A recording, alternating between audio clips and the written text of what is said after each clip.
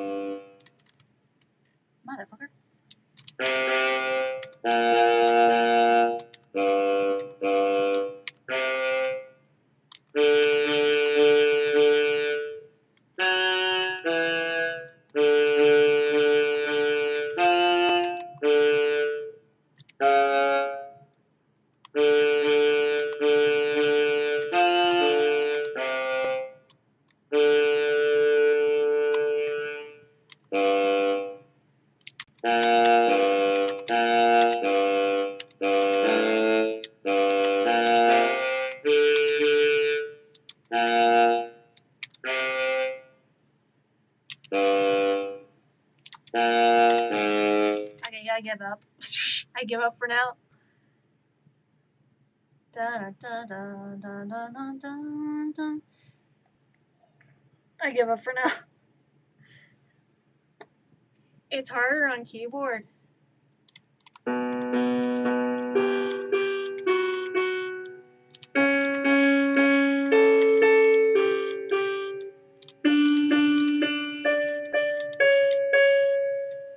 Just leaving it on that. Anyways, I have to mark this as a good keyboard.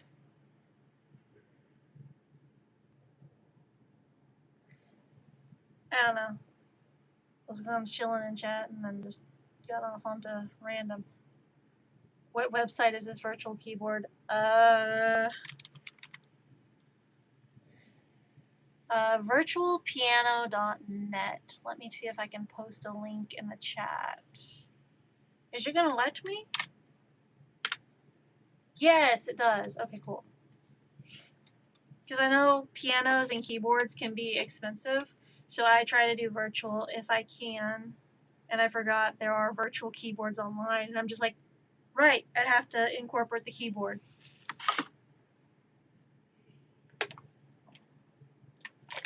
But also, I used to play piano, like IRL actual piano. So playing a piano every now and then is very nice.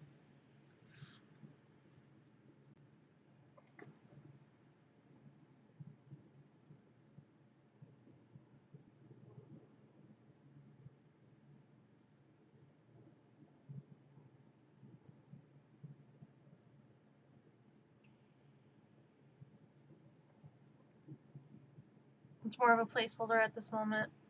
Fair enough.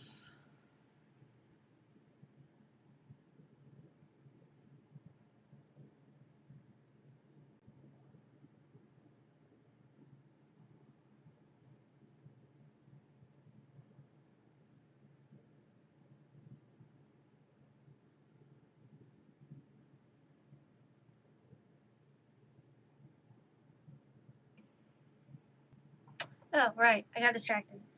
Anyways, I got distracted, so I'm gonna go ahead and end there.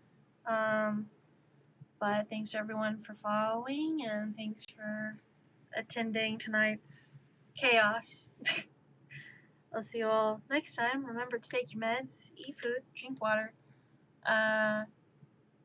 What are you crying for, BK? What are you crying for?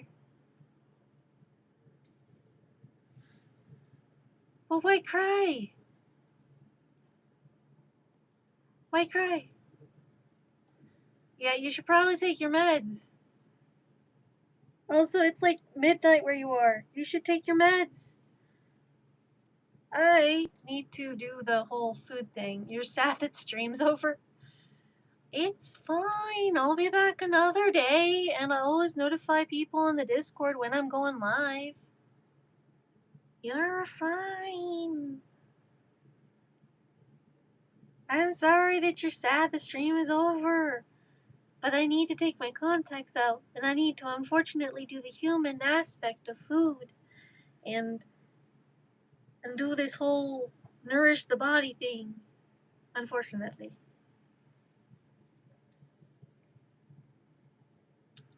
And you should probably do self-care and probably get rest and try not to worry too much about your test and stuff.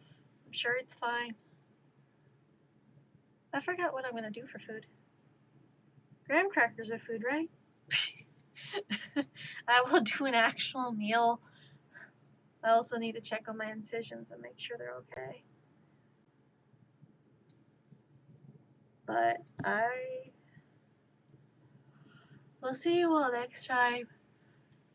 We could try to raid someone, but I'm not really sure who I want to raid tonight. I don't really think there's anyone I want to raid right now.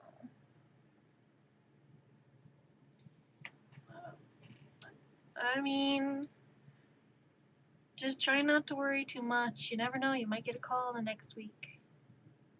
Fingers crossed.